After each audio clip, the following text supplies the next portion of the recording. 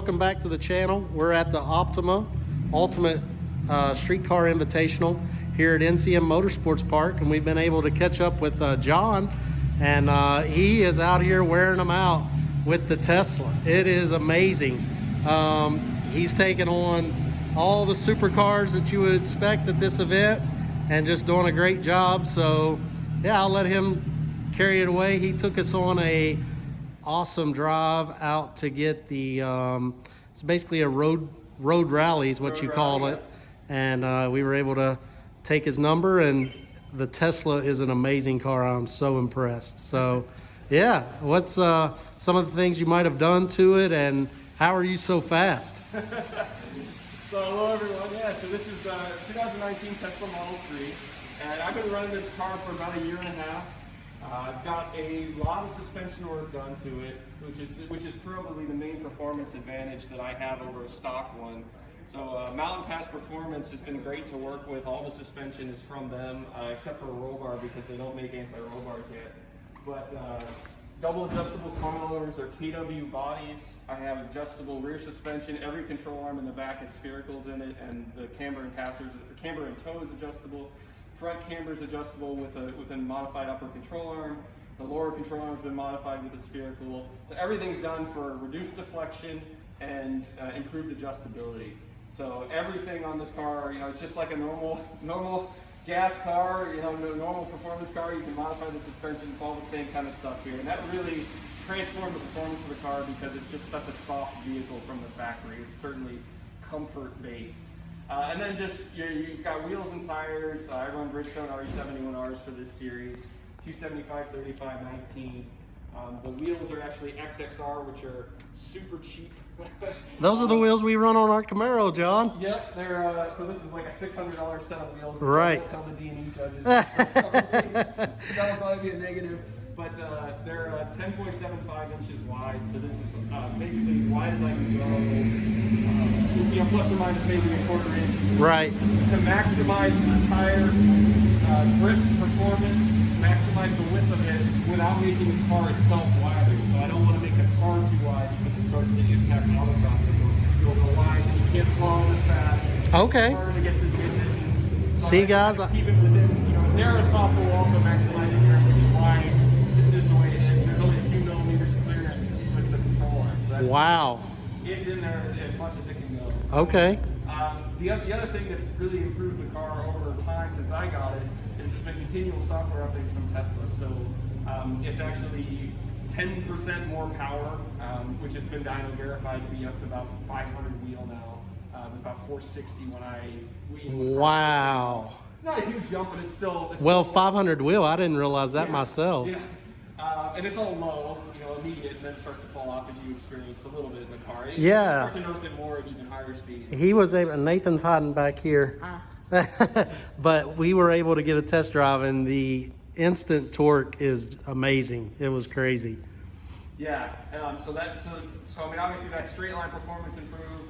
And then there's also been some updates with the software itself through track mode. There's now a version of track mode which allows adjustability to handling, balancing corners as well as stability control. And I play around with that a lot, so I've got multiple settings. You probably saw that I've got like 10 settings in there. So I have a setting for track, I have a setting for wet out across, I have a setting for dry out across. Some different suspension settings also, so if I'm running different tires or different suspension settings, I can adjust that.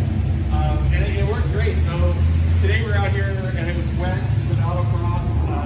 Constant conditions for everybody. You can see it's sunny now, but it was on and off drizzle all day. The car is just incredibly fast off the line, incredibly fast through transitions, and I just had to kind of be a little gentle on the brakes because that was really the only spot where the car was like, yeah, our ABS is good, but we're still 4,100 pounds, and it's still wet. So driving around that a little bit, just kind of bringing our inputs back, softening up the inputs, not quite as stabby with the brakes, and kind of just managing that allowed me to get the top time today, which was awesome. Again, overall, wow, I didn't even realize that, and I've been bugging him for like 3 hours, so yeah. I didn't even realize that. So wow. Me and Paul, he saw on the road right. A beautiful blue C5. Right. She's coming in right now. I'm getting out of the car. Right.